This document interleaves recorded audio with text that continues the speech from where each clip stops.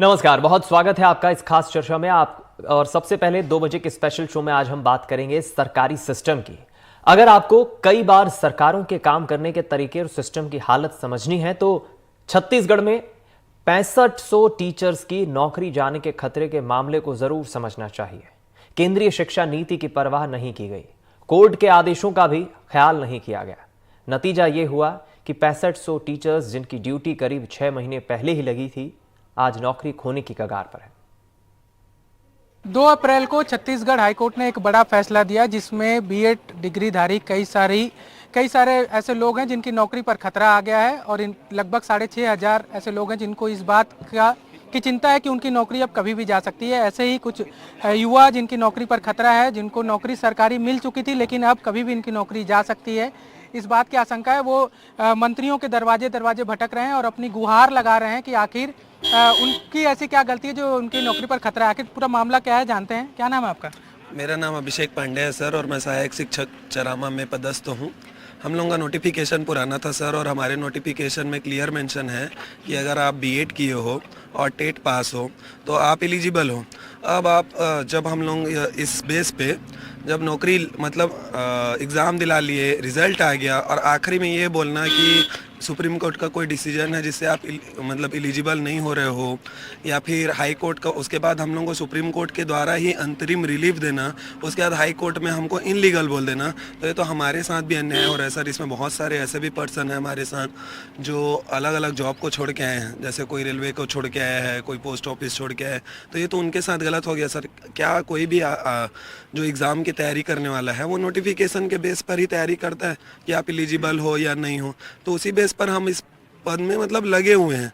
और आपको अगर 2 दिन पहले बोला जाएगा, 3 दिन पहले, भाई कि कोई सुप्रीम कोर्ट का डिसीजन है, अब यहाँ से आप इसके लिए एलिजिबल नहीं हो, उसके बाद फिर आपको अंतरिम रिलीफ के तौर पर ज्वाइनिंग दे देना, ज्वाइनिंग के बाद हाई कोर्ट के हवाले कर देना, हाई कोर्ट का 6 महीने बाद ये बोल देना कि आप इनलीगल हो, ये तो हमारे साथ अन्याय हो रहा है सर। कुल 6 महीने लगभग नौकरी कर चुके हो आप लोग अलग अलग जगहों पर। क्या है पूरा, कहाँ पे आप पोस्टेड थे? मेरा पोस्टिंग कांकेर जिले में, कांकेर विकासखंड में है, इरादा में सहायक शिक्षक के पद में। और हम लोग लगभग 6 महीने से यहाँ जॉब कर रहे हैं। अचानक भी 6 महीने से मिल रही थी सरकार की ओर से? हाँ, पूरी तरह से जैसे पूरी प्रक्रिया होती है, कर्मचारी आईडी प्रिपेयर होना, सारा कुछ हुआ, उसके बाद हमें तनख्वाह मिलना शुरू हो गया था। अभी निश्चिंत थे हम, क्योंकि सरकारी जॉब मिलने के बाद में अभी एक आ गया था कि दिमाग में कि हाँ अभी एक जॉब है हमारे पास, सिक्योर था। पुराना जॉब मैं ऑलरेडी कर रही थी, आत्मानंद में संविदा के पद में संविदा था, तो इसलिए अब जब यहाँ रेगुलर का मिला तो मैं यहाँ स्विच कर गई। तो अब मेरा वो जॉब भी जा चुका है, उसका तो कोई गारंटी नहीं है वो वापस मिलेगा। अब उसके बाद में यहाँ पर जब हाई कोर्ट का निर्णय आया तो इसके बाद ये भी पूरी तरह से निरस्त हो गया। अब मैं बिल्कुल दिमाग सुन्न हो गया है, बेआधार हो गया, क्या करें, कहाँ जाएँ, तो बिल्कुल कुछ समझ नहीं आ रहा है आगे क्या किया जाएगा। आप लोग कहाँ के रहने वाले हैं? मैं चरामा में पोस्टेड थी। एक महिला अभ्यर्थी हैं। शादी के बाद हम कैसे टाइम मैनेज करते हैं, घर का काम करते, बच्चों को देखते हुए हम जैसे तैसे तैयारी करके और यहाँ तक पहुँचे हैं, और 6 महीने नौकरी करने के बाद हमको निकाल दिया जाता है। हमारे मानसिक रूप से इतनी प्रताड़ना हम नहीं झेल पा रहे हैं। अब सरकार से हम चाहते हैं कि हमारा साथ दे और हमें न्याय दे। हाई कोर्ट ने हमें एकदम से इलीगल प्रूफ कर दिया है, इलीगल करार कर दिया है, और ऐसे ही अचानक से किसी को नौकरी से निकालना ये सही नहीं है। हाई कोर्ट को अपना डिसीजन, हम सुप्रीम कोर्ट में जाएंगे और उसके लिए आपका अधिकार है कि आप सुप्रीम कोर्ट में जाएं या जहां भी आप इसको चैलेंज कर सकें। लेकिन क्यों नौकरी चली क्यों गई? आखिर क्या आधार बनाया गया कोर्ट ने? क्योंकि डिसीजन दिया है तो कुछ आधार भी बनाया होगा उसको। उन्होंने आधार बनाया है कि हम लोग डीएड अभ्यर्थी नहीं हैं, और डीएड के पक्ष में उन्होंने अपना पक्ष रखा था कि उन्होंने बोला था कि डीएड वाले ही एलिजिबल होते हैं प्राइमरी स्कूल के बच्चों को पढ़ाने के लिए। लेकिन मैं एक चीज़ बताना चाहूँगा कि डीएड वाले जो अभ्यर्थी हैं उनको, उनकी टीचर कौन होते हैं, उनको टीचिंग करने वाले कौन होते हैं? वो तो बीएड के अभ्यर्थी होते हैं। जब बीएड वाले डीएड को ये पढ़ा सकते हैं, बता सकते हैं कि प्राइमरी बच्चों को कैसे पढ़ाना है, तो क्या बीएड वाले नहीं पढ़ा सकते? दूसरी चीज़, एक और प्रक्रिया है कि उन्होंने ये बात रखी थी कि वहाँ पर पेपर निकालने की बात हो रही है, क्वालिफिकेशन की बात हो रही है। तो मिनिमम क्वालिफिकेशन ये भी कि जो मेरिट में आए उनको क्वालिफाई किया जाए, वो ज़्यादा एलिजिबल होंगे, अच्छे से पढ़ा पाएंगे, क्योंकि टेट पास होना चाहिए। तो हमारे पास टेट भी पास है। हम लोग जितनी भी प्रक्रिया है वो उनके नोटिफिकेशन के आधार पर, उनकी प्रक्रिया के आधार पर हुई है। हमने कुछ अलग से अपना वहाँ पर कुछ नहीं किया है। पूरी प्रक्रिया लीगल थी। अचानक से हाई कोर्ट का आदेश आता है कि ये इलीगल है। हमें यही समझ में नहीं पा रहा है कि हम लोग किस पर ट्रस्ट करें।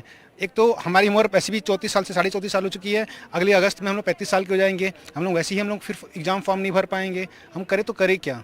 बड़ी समस्या है। अच्छा एक हाँ क्या करें सर आपने सबसे पहले योग्यता का पूछा, तो मैं बोलना चाहूँगा कि जो एग्ज़ाम डीएड वालों ने फाइट किया है वो भी हम लोगों ने भी किया है।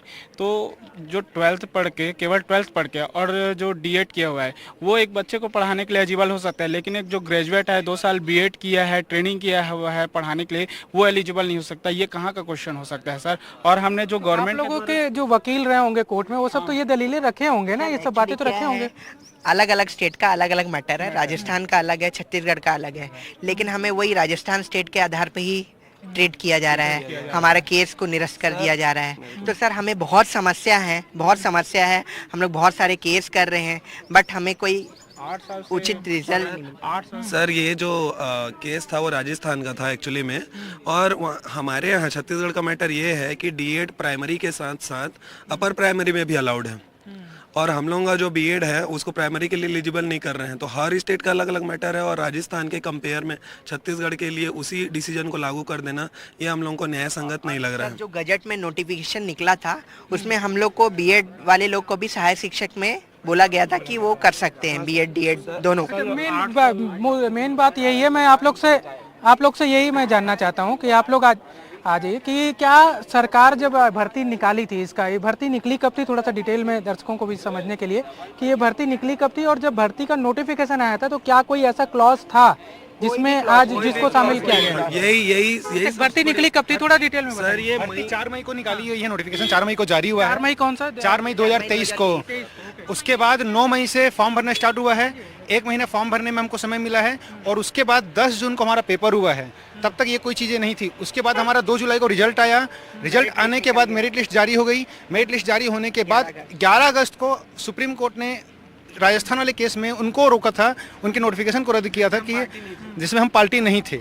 और अचानक से जब हम अगस्त के बाद हमारी नियुक्ति होती है, अक्टूबर में या लास्ट अगस्त में हमारी नियुक्ति शुरू हो चुकी थी, और अचानक से फिर हमको हाई कोर्ट का अब आदेश आता है कि आप एलिजिबल नहीं है, जबकि ऐसा कुछ भी वहाँ पर उस नोटिफिकेशन में मतलब मेंशन नहीं था। बिल्कुल। क्या दिखाना चाह रहे थे आप? हाँ, ये पेपर भी लेके आप लोग आए हुए हैं जी।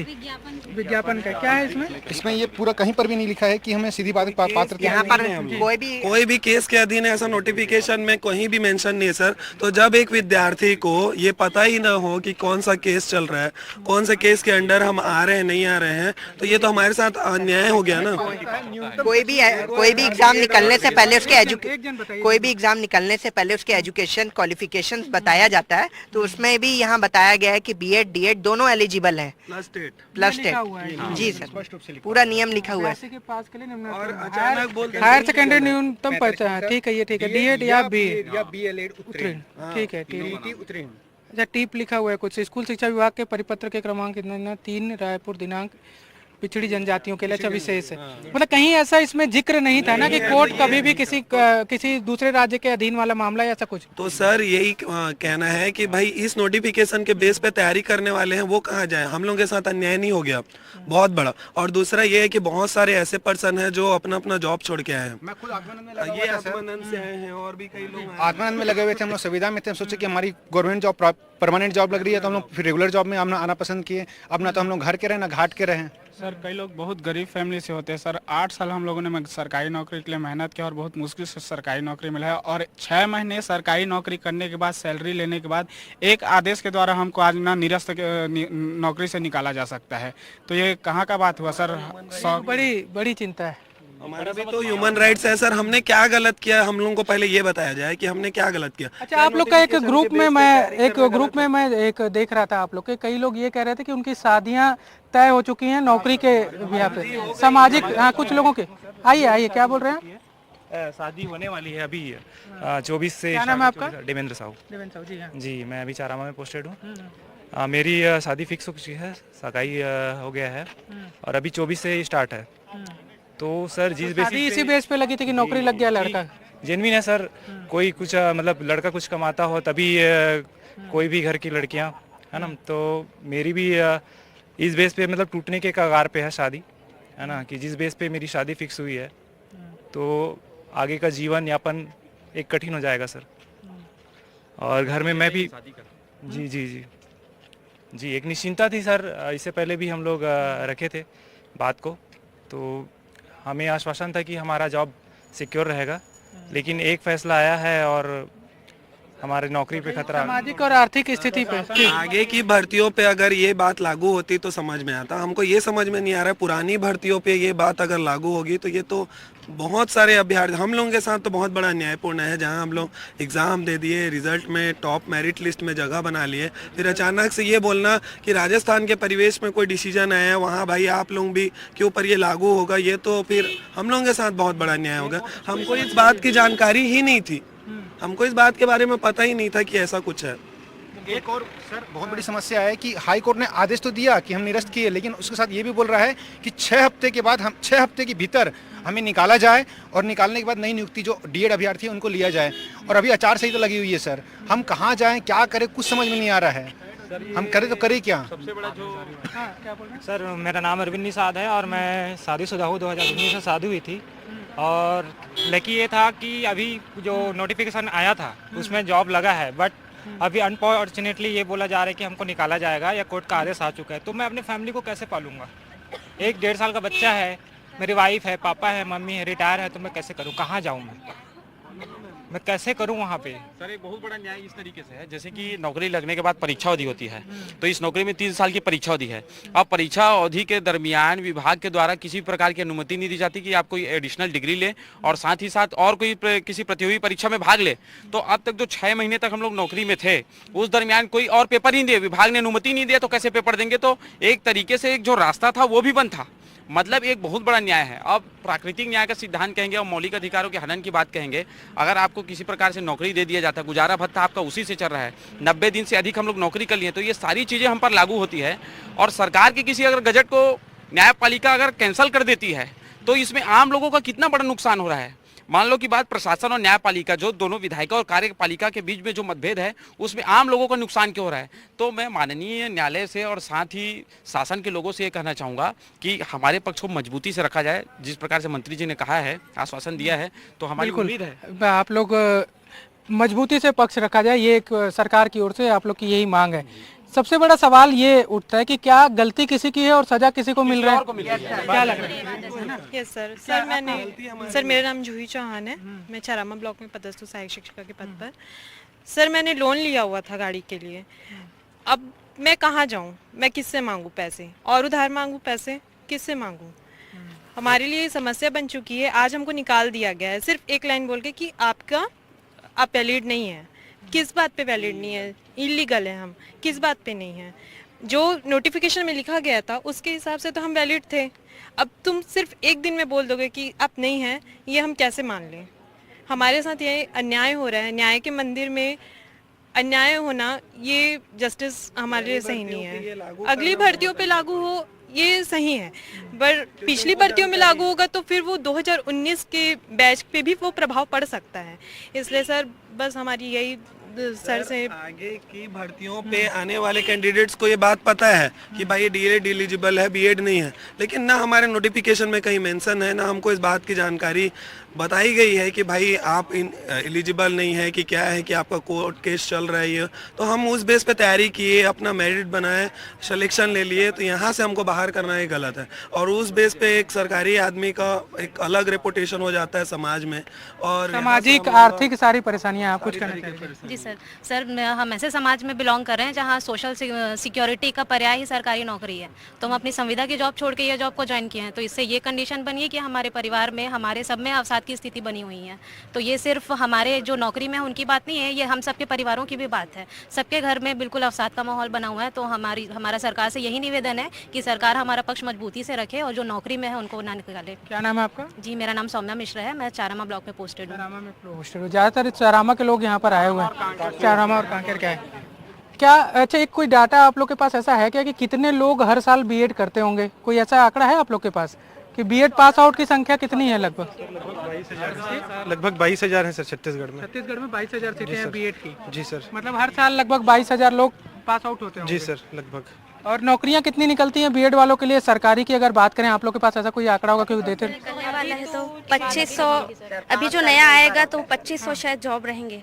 25 आखिरी वैकेंसी जो निकली थी सर 2013 में निकली थी सर, उसके बाद अभी 2019 में निकला और अभी उसके बाद 2023 में निकला और बीच का समय सर पूरा मतलब खाली गया था। अब बताइए अब ऐसा होगा तो फिर बेरोजगारी का स्तर वैसे भी काफी ज्यादा है। ट्रेनिंग से ज़्यादा महत्वपूर्ण ये हो जाता है मतलब कि 5 से 6 लाख मतलब बेरोजगारी में 5 से 6 लाख 7 लाख मतलब बहुत लोग एग्जाम फाइट करते हैं। उस बीच में आप सिलेक्शन लो और आपको इनलीगल बोल दिया जाए तो उस चोट को वही समझ सकता है जिसके ऊपर ये बीत रही हो। अच्छा, मुझसे ना एक कोरिया के बिल्कुल मैं कोरिया के एक साथी ने आप लोग के बीच का मुझसे संपर्क किए थे। उन्होंने कहा था कि वो रेलवे की नौकरी छोड़कर जॉब लिए थे। आप लोग के बीच में कोई ऐसा है जो सरकारी नौकरी छोड़कर इस सरकारी नौकरी को लिए? संविदा वाले सारे लोग आत्मानंद जी बिल्कुल। तो इस तरह की भी एक समस्या है लोगों के बीच में कि एक नौकरी छोड़कर जो सरकारी नौकरी दूसरे पर आए कि ये ज़्यादा बेहतर हो सकती है उनके लाइफस्टाइल के लिए, उनके सामाजिक स्तर को बढ़ावा देने के लिए, लेकिन एकाएक अब वो नौकरी भी चली गई और पहली नौकरी पहले ही वो छोड़ चुके हैं, तो अब स्थितियां खराब हैं। किस तरह से पक्ष रखा जा सकता है आप लोग के लिए हिसाब से रास्ता क्या हो सकता है? सर सरकार हमें 6 महीने का ब्रिज कोर्स करवा दे। दूसरा ऑप्शन सर ये है कि हमें डीएड करवा दे 2 साल का। बाकी और यही है सर, हमें न्याय चाहिए। जब भर्तियां होती थी तो उस समय केवल 12th के बाद प्राइमरी में टीचर को भर्ती ले लिया जाता था, तो उसके बाद जो जब डीएड का प्रावधान है तो सरकार स्वयं से डीएड करवाती थी टीचरों को। तो हम लोग का भी वही कहना है कि अगर आपको डीएड चाहिए तो हमको डीएड करवा दीजिए, हम लोग कर लेंगे, है ना। तो या ब्रिज कोर्स का ऑप्शन दे दीजिए, हम वो ब्रिज कोर्स कर लेंगे, है ना। अच्छा हाँ बताइए सर। जैसे 2019 से राजपत्र में प्रकाशित है कि प्राइमरी के लिए बीएड और डीएड दोनों अलाउ है, इसीलिए सर इसमें से कई लोग ऐसे जो लोग 2019 के बाद बीएड ये सोच के किए कि हम प्राइमरी से लेके लेक्चरर तक सबके लिए एलिजिबल हो जाएंगे। तो सर 2019 से 23 तक जितने लोग बीएड किए वो प्राइमरी के हिसाब से ही बीएड किए थे। अब अचानक से नियम चेंज हो गया सर, तो उसके कारण सर दिक्कत आ रही है सर सबको। तो अब रास्ता क्या हो सकता है? एक क्योंकि चूंकि कोर्ट का आदेश है तो इतना आसान नहीं है कि चीज़ों को कोर्ट के हिसाब से, लेकिन आप लोग के हिसाब से रास्ता क्या हो सकता है? अगर सरकार हमारे पक्ष में रखे बात सुप्रीम कोर्ट में और हमारा साथ दे तो हम सुप्रीम कोर्ट में जाके स्टे लेके हम अपनी लड़ाई लड़के और केस जीत के और नियुक्ति को कर सकते हैं, कंटिन्यू रख सकते हैं सर। ब्रिज कोर्स भी एक ऑप्शन हो सकता है अगर हमको हमारी यहाँ पास कोई गलती नहीं है इसलिए हमको सजा ना दी जाए। अगर उनको लगता है कि योग्यता पर प्रश्न चिन्ह है तो या तो हमको समय दिया जाए, या पहले की जो भर्तियाँ होती थी उसमें न तो जो टीचर्स होते थे डीएड होते थे ना बीएड, उनको बाद में गवर्नमेंट जो है ट्रेनिंग कराती थी तो वो हम लोगों को कराया जाए, लेकिन यूँ ही ना निकाला जाए।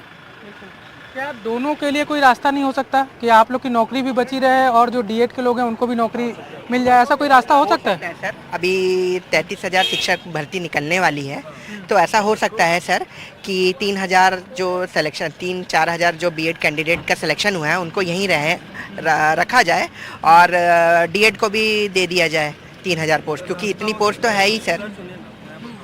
सर एक रास्ता मतलब ये भी है कि हम आगामी शिक्षक भर्ती आने वाली है, उसमें आप अगर बीएड को पात्र नहीं कर रहे हैं डीएड को पात्र कर रहे हैं तो उनके लिए तो वैकेंसी ऑलरेडी खाली, और चूंकि प्राइमरी में सबसे ज्यादा वैकेंसी निकलती है तो उनका तो रास्ता क्लियर है। इस भर्ती में ही कुछ समायोजन का क्या होता है? क्योंकि वो हो सकता है उसको चैलेंज करें कि अगला फिर कौन फाइट करे। इस भर्ती में ये हो सकता है कि हम लोगों को जॉब से ना निकाला जाए, उनके लिए भी सीट क्रिएट की जाए और उनको जॉब दे दिया जाए। हमको इनसे कोई प्रॉब्लम नहीं। सीट तो खाली है ही सर, सीट तो खाली है ही। अच्छा, स्कूलों में कितनी सीटें खाली होंगी आप लोग का कोई पास कोई आंकड़ा है शिक्षकों के? 54,000 प्लस है। 54,000 सीटें खाली हैं जी, प्राइमरी स्कूलों में? प्राइमरी स्कूल नहीं, टोटल तो डीएड 19,000 प्राइमरी में? 19,000 प्राइमरी में भी खाली है। अभी आया भी था कि 19,000 पद उनके लिए निकलने वाले हैं करके, तो जहाँ तक ये आंकड़ा हमको अभी पता है। और डीएड के कितने ऐसे अभ्यर्थी होंगे जो चैलेंज किए होंगे कोर्ट में आप लोग के, उसमें जो नौकरी के लिए पात्र होंगे, कितने ऐसे लोग होंगे? अब एग्जैक्ट आंकड़ा हो आप लोग? एग्जैक्ट डाटा तो नहीं है सर कि कितने डीएलएड के अभ्यर्थी हैं, बट हम लोगों का यही कहना है कि हम लोगों को ना निकाला जाए, क्योंकि अभी बहुत सारे प्राइमरी के वैकेंसी खाली हैं, उनको भी जितना पोस्ट हमारा निकला था उतना में उनका समायोजन कर दिया जाए तो वो तो आपके सॉल्व हो सकता है इससे, और हमको ट्रेनिंग कराई जाए सरकार अगर बीच का रास्ता निकालती है तो। नहीं तो हमारी इसमें कोई गलती नहीं, हम ही को ट्रेनिंग कराया जाए सर, हमने कुछ गलत नहीं किया है। उतने ही कैपेबल है सर, हम लोग भी उतने ही कैपेबल है। अभी हम लोग टेट पास करके आए हैं और बहुत सारे नवोदय के लिए बच्चे सेलेक्ट करवाए हैं, तो सर काबिलियत है तभी हमने ये किया है, और हम भी अच्छे से सुचारू रूप से पढ़ाई करवा रहे हैं बच्चों की। तो सर हम कुल मिलाकर जब भर्ती निकली तो जो क्राइटेरिया तय किया गया था उसी मापदंड को पूरा करके, जितनी परीक्षाएं थी उनको पूरा करके, पास करके और मेरिट लिस्ट में आके इन लोगों का चयन हुआ है। और इनका हाँ क्या सर, जब हम लोग योग्य नहीं है तो जो एनवीएस के पेपर होते हैं, एनवीएस से बच्चे कैसे पास हो गए? एनवीएस से अगर बच्चे पास हो रहे हैं यानी हमने ही पढ़ाया है तो हम योग्य हैं, तभी ना तो वो नवोदय विद्यालय परीक्षा निकाल रहे, वो भी आदिवासी क्षेत्र के बच्चे। क्या हम में अगर टैलेंट नहीं है बाल मनोविज्ञान पढ़ाने का तो वो बच्चे कहाँ से पास होते? मतलब एक क्वेश्चन मार्क है कि हमको नहीं आता जैसे बोलना है। तो सर यही बोलूँगा कि हमको आता है, हमने टेट पास करके आया, वहाँ हमने बाल मनोविज्ञान की पढ़ाई की है। तो हम लोग क्राइटेरिया तो दोनों का ही था ना, डीएड भी वही ने एग्जाम दिया है, हमने भी वही एग्जाम दिया है, लेकिन रैंक होल्डर्स तो हम लोग हैं ना। तो और ये बोलकर कि बच्चे को कुल मिलाकर इस पूरे मामले में जो इनका तर्क है वो ये है, जितने भी बीएड के अभ्यर्थी जो चयनित हो चुके हैं उनका तर्क ये है कि जब नोटिफिकेशन निकाला गया था, जॉब वैकेंसी के लिए जो विज्ञापन जारी किया गया था, उसमें जो भी मापदंड तय किए गए थे वो सारे मापदंड ये सारे लोग पूरा करते थे और इसके बाद जो परीक्षाएं ली गई उस परीक्षाओं में न सिर्फ अच्छे पास हुए बल्कि अच्छे नंबर से आए और उसी मेरिट लिस्ट के आधार पर इनका चयन हुआ है। ऐसे में अगर सरकार की कोई गलती थी, सरकार की कोई चूक थी तो उसकी सजा जो है इनको ना मिले। अब देखने वाली बात यह होगी कि क्या सरकार कितनी मजबूती से इनकी बात रखती है, क्या इनके लिए कोई समायोजन की व्यवस्था करती है या फिर इनको अपने हाल पर छोड़ देती है। रायपुर से कैमरा साथी प्रवीण साहू के साथ नीलेश त्रिपाठी, NDTV।